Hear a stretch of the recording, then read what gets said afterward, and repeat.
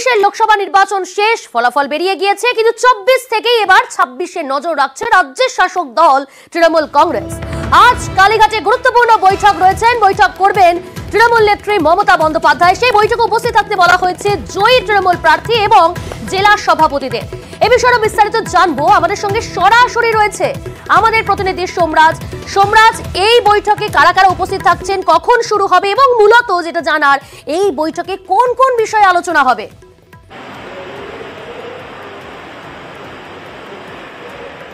দেখো, মূলত আজকে যে বিকেল ৪টে থেকে মমতা বন্দ্যোপাধ্যায় কালীঘাটে বৈঠক করবেন, সেই বৈঠকে প্রথমত যারা নবনির্বাচিত সাংসদ বা যারা নতুন সাংসদ হিসেবে নির্বাচিত হয়েছেন তাদেরকে আজ মমতা বন্দ্যোপাধ্যায় শুভেচ্ছা জানাবেন। দ্বিতীয়ত, আজকের বৈঠকে তৃণমূল কংগ্রেস আগামী দিনে লোকসভায় কিভাবে চলবে, তার রণনীতি কি হবে, গোটা বিষয়টি মমতা বন্দ্যোপাধ্যায় অভিষেক বন্দ্যোপাধ্যায় স্পষ্ট করে দেবেন ২৯ জন নবনির্বাচিত সাংসদদের কাছে। তৃতীয়ত, আজকের বৈঠকে মূলত যে ২৯টি আসন তৃণমূল কংগ্রেস জয়ী হয়েছে, সেই আসনগুলির মধ্য থেকে বিধানসভা ভিত্তিক ফলাফল ধরে পর্যালোচনা করতে পারেন মুখ্যমন্ত্রী এবং তৃণমূল কংগ্রেসের সর্বভারতীয় সাধারণ সম্পাদক অভিষেক বন্দ্যোপাধ্যায়। এবং যে ২৯টি আসনে তৃণমূল কংগ্রেস জয় পেয়েছে, সেখানেও দেখা যাচ্ছে একাধিক জায়গায় তৃণমূল কংগ্রেসের ভোট ব্যাংক কিছুটা হলেও কমেছে, আর সেগুলি নিয়েও পর্যালোচনা করতে পারেন মমতা বন্দ্যোপাধ্যায়। পাশাপাশি অবশ্যই আজকে যেখানে বৈঠক ডাকা হয়েছে, সেই বৈঠকে কয়েকজন জেলা সভাপতিও উপস্থিত থাকবেন।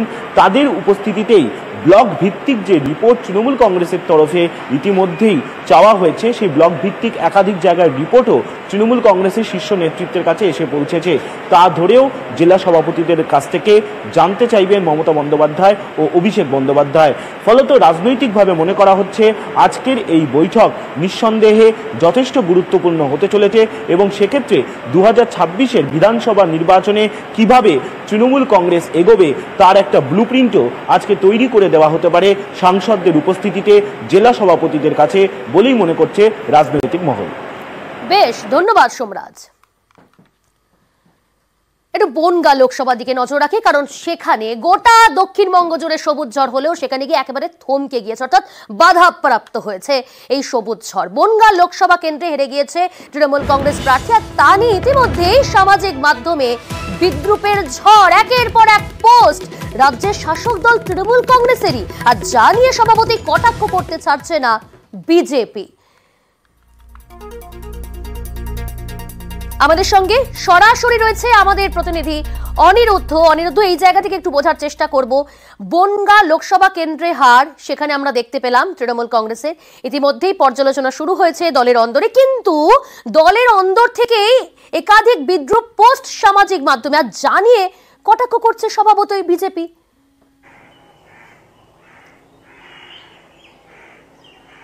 দেখো, তোমাকে জানিয়ে রাখি যে একদম দক্ষিণবঙ্গ তথা পশ্চিমবঙ্গের বিভিন্ন প্রান্তে যেখানে তৃণমূল কংগ্রেসের জয় জয়কার, সেখানে বনগাঁ আসনে হার হয়েছে তৃণমূল কংগ্রেসের, এবং এই হারের পরেই নিজেদের মধ্যেই প্রশ্নচিহ্ন উঠতে শুরু করেছে তৃণমূল কংগ্রেসের কর্মী সমর্থকরা।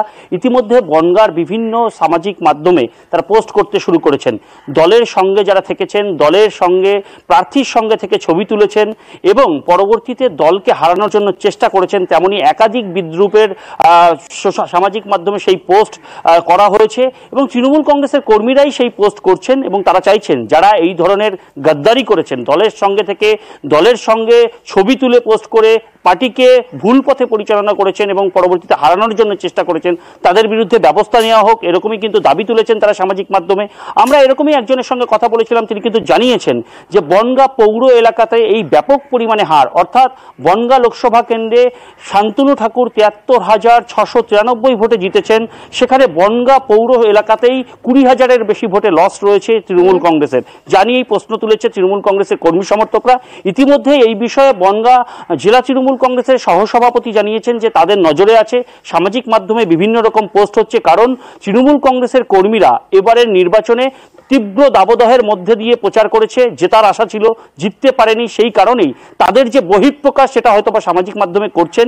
তারা দলের ঊর্ধ্বতন কর্তৃপক্ষের সঙ্গে কথা বলেছেন, ঊর্ধ্বতন কর্তৃপক্ষ এই সামাজিক মাধ্যমের পোস্টের উপরে নজর রেখেছেন। তারা চাইছেন সামাজিক মাধ্যমে যাতে কোনো তৃণমূল কংগ্রেস কর্মী পোস্ট না করে। এ বিষয়ে পর্যালোচনা হবে, যারা দলের সঙ্গে গাদ্দারি করেছে তাদের বিরুদ্ধে ব্যবস্থা ব্যবস্থা নেওয়া হবে বলে জানিয়েছে তৃণমূল কংগ্রেস। অন্যদিকে কিন্তু এই ধরনের ইস্যু যেহেতু বিজেপি সামনে পেয়েছে, বিজেপির পক্ষ থেকে কিন্তু কটাক্ষ করা হচ্ছে। বনগাঁ জেলা বিজেপি সভাপতি জানিয়েছেন যে পৌর ভোট এবং পঞ্চায়েত ভোটে যেরকম সাধারণ মানুষের গণতান্ত্রিক অধিকার প্রয়োগ করতে দেয়নি তৃণমূল কংগ্রেস, যার নেতৃত্বে এরকম কাজ হয়েছিল তাকে মানুষ যোগ্য জবাব দিয়েছে। সভাপতি কি বলছেন?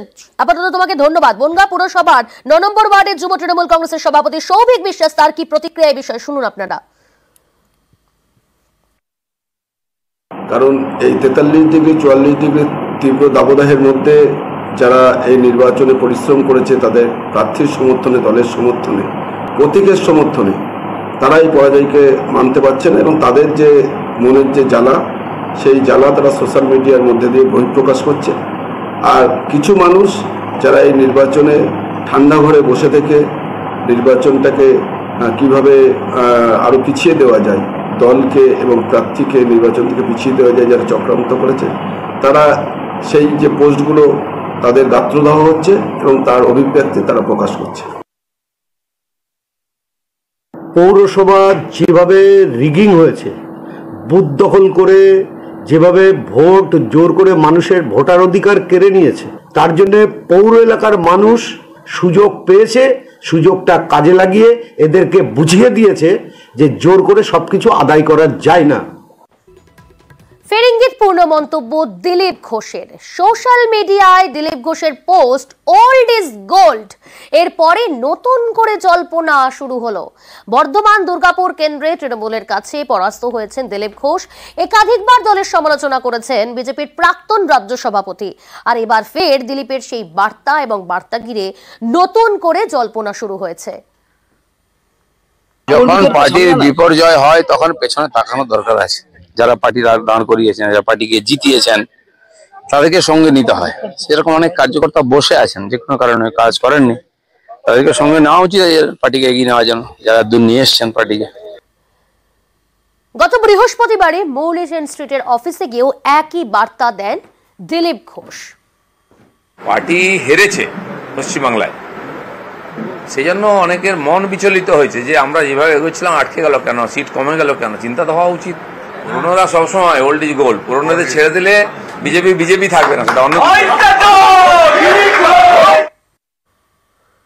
বাংলায় ভরাডুবি হয়েছে, আর সেই নিয়ে আজ গুরুত্বপূর্ণ বৈঠক ডেকেছে অমিত শাহ এবং জেপি নাড্ডা।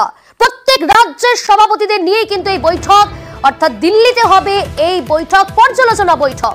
এই বিষয়ে জানবো, রয়েছে আমাদের সঙ্গে মৈত্রী। ইতিমধ্যে সে বৈঠক শুরু হয়েছে, রাজ্য সভাপতিরা উপস্থিত হয়েছেন, অমিত শাহ এবং জেপি নাড্ডা তারা রয়েছেন। কোন কোন বিষয়ে আলোচনা হবে, কি বলা হবে আজকের এই বৈঠকে, কি জানতে পারছো? দেখো, এই বৈঠক সমস্ত রাজ্যের যারা বিজেপি রাজ্য সভাপতিরা আছেন তাদেরকে নিয়ে এই বৈঠক ডাকা হয়েছে এবং সেই বৈঠকে তারা উপস্থিত রয়েছেন, জেপি নাড্ডা এবং অমিত শাহ উপস্থিত রয়েছে। এবং সেই বৈঠকে যদিও বিজেপি তরফ থেকে জানানো হচ্ছে যে বিভিন্ন এই আগামীকালের যে শপথ গ্রহণ অনুষ্ঠান তার আয়োজনের জন্যই কিন্তু এই বৈঠক আয়োজন করা হয়েছে। কিন্তু বিভিন্ন রাজ্য সভাপতিরা যেহেতু উপস্থিত রয়েছেন, সেই জায়গায় দাঁড়িয়ে সেক্ষেত্রে তাদের ক্ষেত্রে বিভিন্ন রাজ্যের যে ফলাফল হয়েছে, বিশেষত বাংলার রাজ্য সভাপতি, বাংলা বিজেপি রাজ্য সভাপতি সুকান্ত মজুমদার, তিনি উপস্থিত রয়েছেন। সেই জায়গায় দাঁড়িয়ে তাদের ফলাফল কেমন হয়েছে সে নিয়েও একটি পর্যালোচনা হতে পারে বলে আমরা জানতে পারছি। বেশ,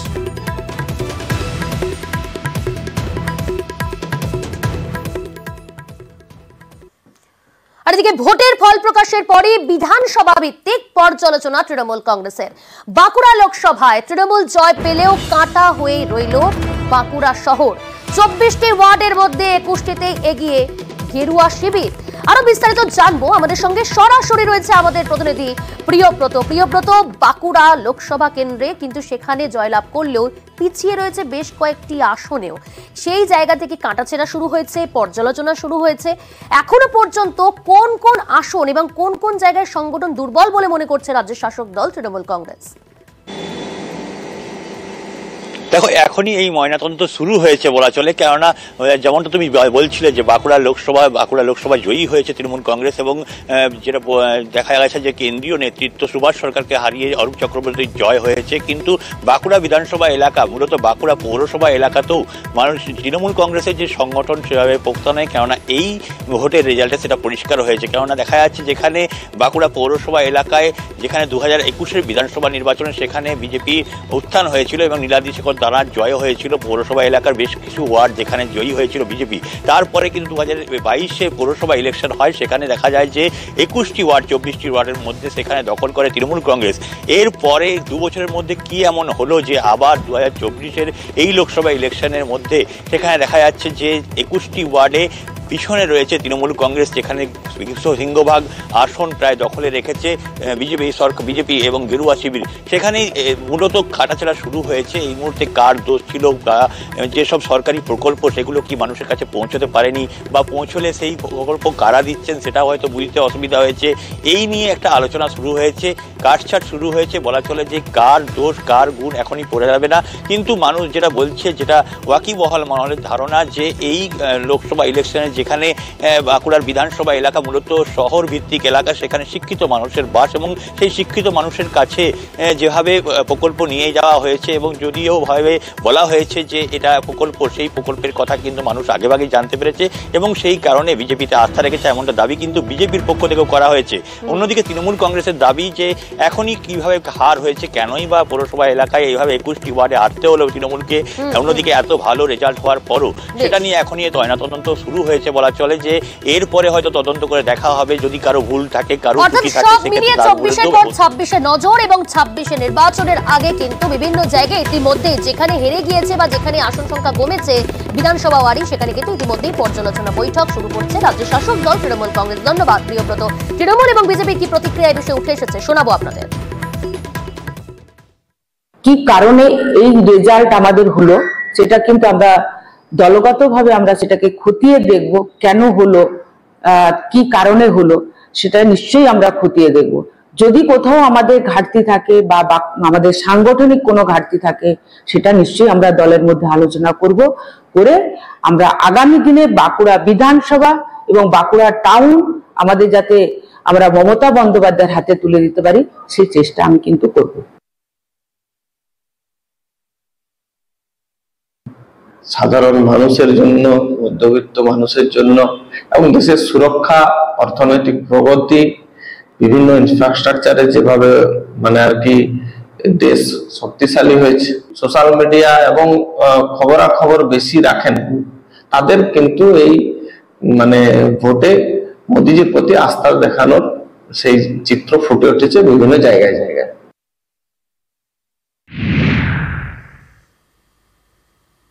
আগামীকাল, আর এই আগামীকালের দিকে তাকিয়ে রয়েছি আমরা সকলেই, কারণ তৃতীয়বারের জন্য প্রধানমন্ত্রী পদে শপথ নিতে চলেছেন নরেন্দ্র মোদী। গতকাল এনডিএর বৈঠকের পর সরকার গঠনের আবেদন, রাষ্ট্রপতি ভবনে দ্রৌপদী মুর্মুর সঙ্গে সাক্ষাৎ করে সরকার গঠনের আবেদন। আগামীকাল সন্ধ্যে 7:15-এ তৃতীয়বারের জন্য শপথ নেবেন নরেন্দ্র মোদী। ইতিমধ্যে শপথ গ্রহণ অনুষ্ঠানে আমন্ত্রণ জানানো হয়েছে বাংলাদেশ সহ বিভিন্ন দেশের রাষ্ট্রপ্রধানদের। আমাদের সঙ্গে রয়েছে আমাদের প্রতিনিধি মৈত্রী, তুমি নয়াদিল্লিতে রয়েছো। এখনো পর্যন্ত কি কি জানা যাচ্ছে এবং আগামীকাল এই অনুষ্ঠানের জন্য কাদের কাদের আমন্ত্রণ জানানো হলো, এই প্রস্তুতি কতদূর এগোলো? দেখো, প্রস্তুতি একেবারে জোর কদমে চলছে। ইতিমধ্যে 7 থেকে 8,000 ডেলিগেটস তারা থাকার সম্ভাবনা রয়েছে এবং তার মধ্যে বিভিন্ন দেশের রাষ্ট্রপ্রধানরা তো রয়েছেনই এবং বিভিন্ন ক্ষেত্রের মানুষরা রয়েছেন। রাষ্ট্রপ্রধানের মধ্যে শেখ হাসিনা, তিনি ইতিমধ্যেই তিনি ভারতে এসে পৌঁছে গিয়েছেন এবং কালকে আসবেন হচ্ছেন শ্রীলঙ্কা, নেপাল, মালয়েশিয়া সহ একাধিক দেশের, মালয়েশিয়া, মলদ্বীপ, সিসিল সহ একাধিক দেশের রাষ্ট্রপ্রধানরা তারাও এসে উপস্থিত হবেন। তারা থাকবেন, এছাড়া উপস্থিত থাকবেন বিভিন্ন ক্ষেত্রের বিশিষ্ট জনেরা। পদ্ম পুরস্কার প্রাপকদের তাদেরকে নিমন্ত্রণ জানানো হচ্ছে, এছাড়াও আমন্ত্রণ জানানো হচ্ছে সাধারণ মানুষদের, যারা সেন্ট্রাল ভিস্তা প্রজেক্টের সঙ্গে যুক্ত তাদেরকে আহ্বান জানানো হচ্ছে এবং দিল্লি জুড়ে কিন্তু এই মুহূর্তে নিরাপত্তা আঁটোসাঁটো করা হয়েছে। এই জায়গাটা একটু জানবো মৈত্রী, তুমি যেমনটা বলে যে হাই প্রোফাইল অতিথি তালিকা, সেক্ষেত্রে নিরাপত্তা কতটা জোরদার করা হয়েছে, কতটা নিশ্চিদ্র করা হয়েছে? দেখো, দিল্লি জুড়ে কিন্তু নিরাপত্তা আঁটোসাঁটো করা হয়েছে এবং আজকে দুপুরের পর থেকেই কিন্তু বিভিন্ন জায়গায় চেকিং শুরু হয়ে যাবে এবং সেখানে রাষ্ট্রপতি ভবন এবং তার আশেপাশের অংশে নিশ্চিত নিরাপত্তা বলয় মুড়ে ফেলা হয়েছে এবং তার সঙ্গে সঙ্গে কিন্তু নো ফ্লাইং জোন ঘোষণা করা হয়েছে। দিল্লি জুড়ে নো ফ্লাইং জোন ঘোষণা করে দেওয়া হয়েছে। ফলে সেই দিক থেকে সমস্ত অংশ থেকে আগামীকাল সকাল থেকে এবং আজ সন্ধ্যের পর থেকেই নিশ্চিত নিরাপত্তা বলয় রাষ্ট্রপতি ভবন এবং লিটন দিল্লির একটা বড় অংশকে পুড়ে ফেলা হবে। বেশ মৈত্রী, তুমি আমাদের সঙ্গে থাকো। স্টেবল গভর্নমেন্ট হওয়ার জন্য বিদেশি ইনভেস্টররা তারা কিন্তু আরো বেশি আকৃষ্ট হবে এবং শুধু তাই নয়, পর্যটকদের ভিড়ও বাড়বে। সব মিলিয়ে কি বললেন নরেন্দ্র মোদী এই বিষয়ে শোনাবো আপনাদের। अब एक स्टेबल गवर्नमेंट मिलने के कारण और परिचित व्यवस्था और नेतृत्व मिलने के कारण दुनिया का भारत के प्रति रुझान, भारत के प्रति उनका आना बहुत तेज गति से होने वाला है और मुझे विश्वास है कि देश के सभी राज्यों को इसका लाभ मिलेगा।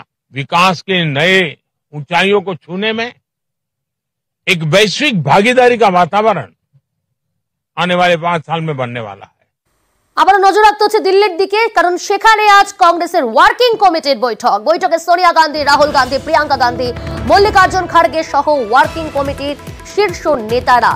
আমাদের সঙ্গে রয়েছে আমাদের প্রতিনিধি মৈত্রী। একদিকে বিজেপির পর্যালোচনা বৈঠক যেমন রয়েছে নয়াদিল্লিতে, পাশাপাশি দিল্লিতে আজ কংগ্রেসের ওয়ার্কিং কমিটির বৈঠক। সেই বৈঠক সম্পর্কে কি জানা যাচ্ছে, কি কি বিষয় আলোচনা হবে আজকের এই বৈঠকে?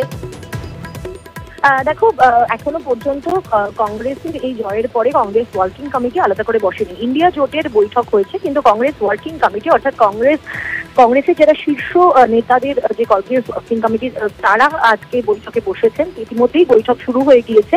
বৈঠকে উপস্থিত রয়েছে মল্লিকার্জুন খাড়গে, সোনিয়া গান্ধী, রাহুল গান্ধী, প্রিয়াঙ্কা গান্ধী। রাজ্যের তরফ থেকে উপস্থিত রয়েছেন অধীর রঞ্জন চৌধুরীও। একাধিক শীর্ষ নেতারা উপস্থিত রয়েছেন। সেখানে মূলত কংগ্রেসের যে ফলাফল হয়েছে সেই ফলাফলের একটি পর্যালোচনা করা হবে এবং তার সঙ্গে সঙ্গে করে এই নাম্বারকে আরো এগিয়ে নিয়ে যাওয়া যায়। তারা যে জোটের মধ্যে রয়েছেন অর্থাৎ যে ইন্ডিয়া অ্যালায়েন্স, তাকে কিভাবে শক্তিশালী করা যায় এবং ইন্ডিয়া অ্যালায়েন্সের যে সদস্যরা রয়েছেন তাদের সঙ্গে পার্লামেন্টের ভেতরে এবং বাইরেও কিভাবে একই রকম ভাবে সহযোগিতা দিয়ে রেখে তারা এগিয়ে যেতে পারেন সেই সমস্ত বিষয়ে পর্যালোচনা করা হচ্ছে। একই সঙ্গে আগামী কিছুদিনের মধ্যেই কিন্তু বেশ কয়েকটি রাজ্যের নির্বাচনও রয়েছে। ফলে সেখানেও কংগ্রেস কিভাবে ঘুরে দাঁড়াতে পারে, বিরোধী আসন থেকে কিভাবে তারা শাসকের তালিকা শক্তিতে তারা যেতে পারেনি সেই বিষয়েও কিন্তু একটি রুট ম্যাপ তৈরি করা হচ্ছে কংগ্রেসের সমস্ত শীর্ষ নেতৃত্বদের উপস্থিতিতে। বেশ, রাহুল গান্ধীকেই বিরোধী দলনেতা হিসেবে দেখতে চান অধীর রঞ্জন চৌধুরী। কংগ্রেসের ওয়ার্কিং কমিটির বৈঠকের আগে এমনই জানালেন তিনি। আমি তো মনে প্রাণে চাইবো যে রাহুল গান্ধী বিরোধী দলের নেতা হন। মোদীকে এইভাবে মোকাবেলা করে এই যে উত্থান কংগ্রেসের, তার নেতার নাম রাহুল গান্ধী, যিনি একদিকে কন্যাকুমারিকা থেকে কাশ্মীর, আরেকদিকে মণিপুর থেকে মহারাষ্ট্র, কোথাও পদযাত্রা কোথাও বাস যাত্রা যেটা করেছিলেন এটা ঐতিহাসিক। তাই রাহুল গান্ধীর নেতৃত্বেই আজকে কংগ্রেসের এই উত্থান। সারা ভারতবর্ষের বিরোধী মুখ হিসাবে রাহুল গান্ধীর অবশ্যই উঠে আসা উচিত বলে আমি মনে করি, কারণ এই মুহূর্তে ভারতবর্ষের মানুষ সেটা মানতে আরম্ভ করেছে। মোদীকে মোকাবেলা করে ভারতবর্ষকে মুক্ত করতে পারে। নিউ টাউনের দিকে নজর রাখবো, কারণ গতকাল রাত্রিবেলায় নিউ টাউনে সোহম চক্রবর্তীর শুটিং এ সেখানে গন্ডগোল, বচসার জেরে মারধর। সোহম চক্রবর্তীর রেস্তোরাঁর সামনে গাড়ি রাখা নিয়ে বচসা, রেস্তোরাঁ মালিকের সঙ্গে তুমুল বচসা হয় তার। মালিকের বিরুদ্ধে কুকথার অভিযোগ বিধায়ক অভিনেতার। নিউজ 18 বাংলার হাতে সেই সিসি ক্যামেরার ফুটেজ, আপনারা দেখছেন সেই সিসি ক্যামেরার ফুটেজ। বিধায়ক অভিনেতা সোহম চক্রবর্তী মারধর করছেন এই অভিযোগ করেছিলেন রেস্তোরাঁর মালিক। সেই সিসি ক্যামেরার ফুটেজ নিউজ 18 বাংলার হাতে। একেবারে কলার ধরে সোহম চক্রবর্তী সেই রেস্তোরাঁর মালিককে মারছেন, সেই ছবি কিন্তু স্পষ্ট।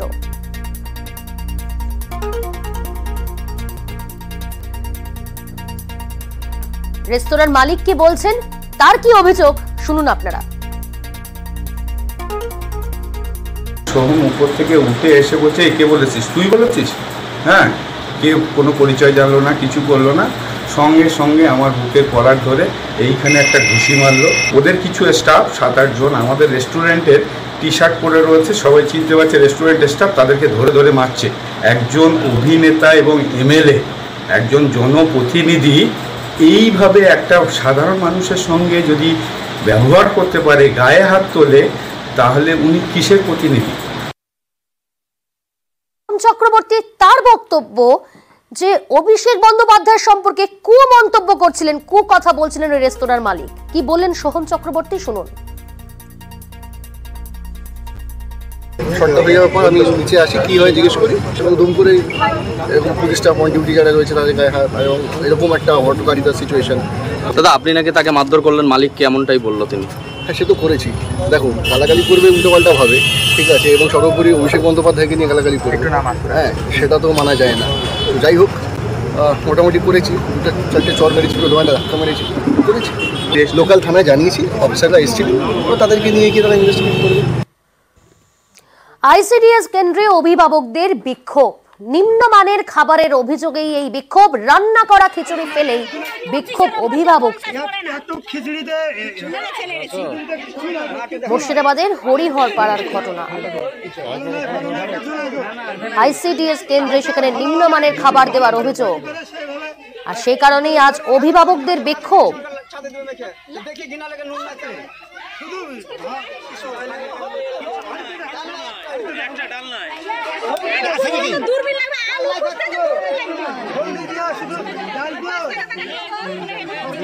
ডিমের দাম বেশি বলে ডিম দেয় না, সেদিন মেঘের দিন হয়েছে বলে স্কুল বন্ধ, ডিম দিল না। কিছু দেয় না, কোনোদিনই সারা জীবন ওই করো।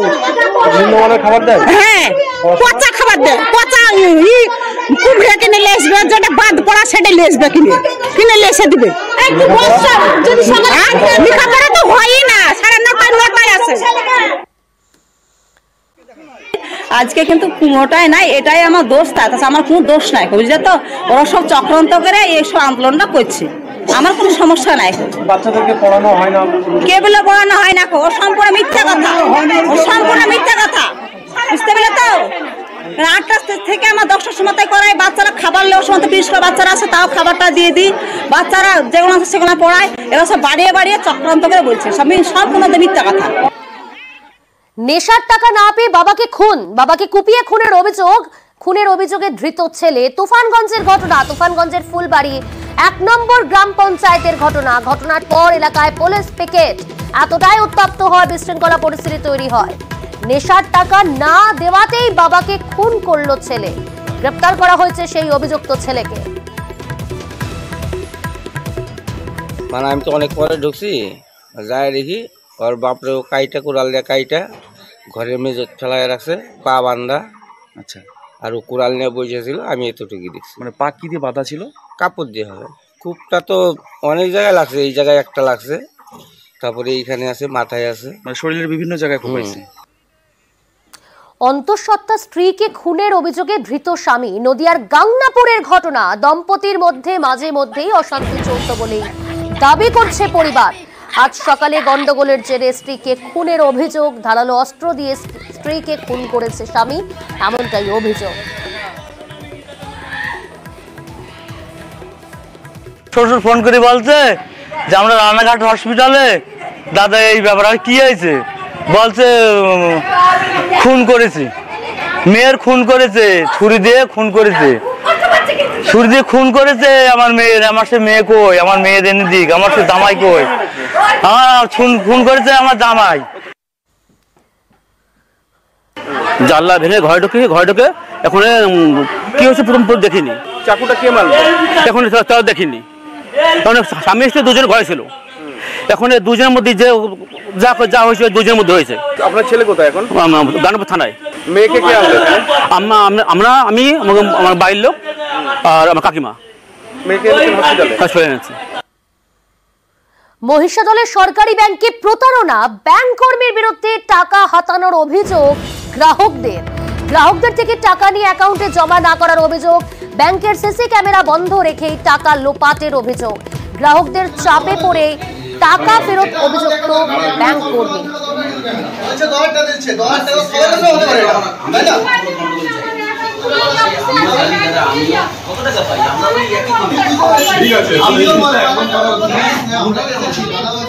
কোন মাসে আমি আবার টাকা তুলতে আসি, 5,000 টাকা তুলবো, বলছে যে তোমার অ্যাকাউন্টে অত নেই।